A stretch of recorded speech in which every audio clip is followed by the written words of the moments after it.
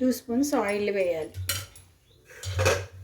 ముందుగా పుదీనా ఆకులు గిల్లి కడిగి శుభ్రం చేసి పెట్టుకున్న ఆకుల్ని ఇప్పుడు కొద్దిగా నూనె వేడెక్కగానే ఇందులో వేయాలి.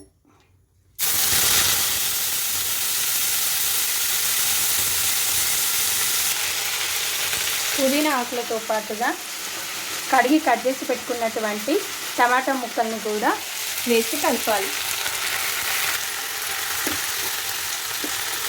పుదీనా టమాటా ముక్కలు మగ్గే వరకు ఒక 2 మినిట్స్ మూత పెట్టి ఉంచాలి.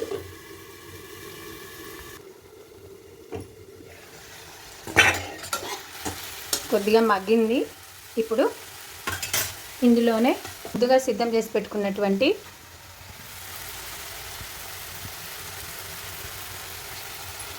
పచ్చిమిర్చి, వెల్లుల్లి రెమ్మలు వేసి కలపాలి. ఇంకొక 2 నిమిషాలు పచ్చిమిరపకాయలు వెల్లుల్లి మిశ్రమం మగ్గే వరకు ఉంచాలి. ఇంకొక 2 నిమిషాలు మూత పెట్టి మగ్గనివ్వాలి. పుదీనా టమాటా ముక్కలు మగ్గాయండి. స్టవ్ ఆఫ్ చేసుకొని చల్లారించనిద్దాం. 2 స్పూన్స్ ఆయిల్ వేద్దాం. ఆయిల్ వేడెక్కాక 1 స్పూన్ ఆవాలు, 1 స్పూన్ జీలకర్ర, కొద్దిగా మినపప్పు, ఎండుమిరపకాయలు,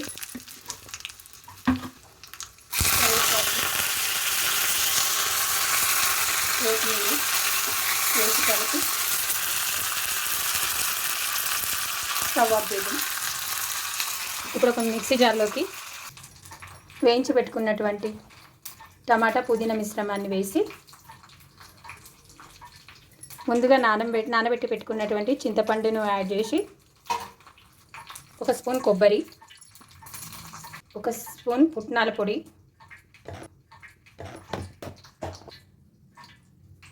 నువ్వుల పొడి, 1 స్పూన్ పల్లి పొడి, స్పూన్ జీలకర్ర మెంతిపిండి వేసి మిక్సీ పట్టాలి.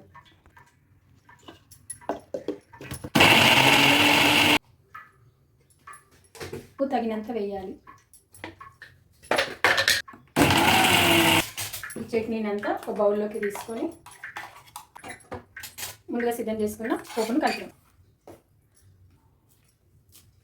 కొత్తిమీరతో గార్నిష్ చేద్దాం. టమాటా పుదీనా చట్నీ రెడీ అండి.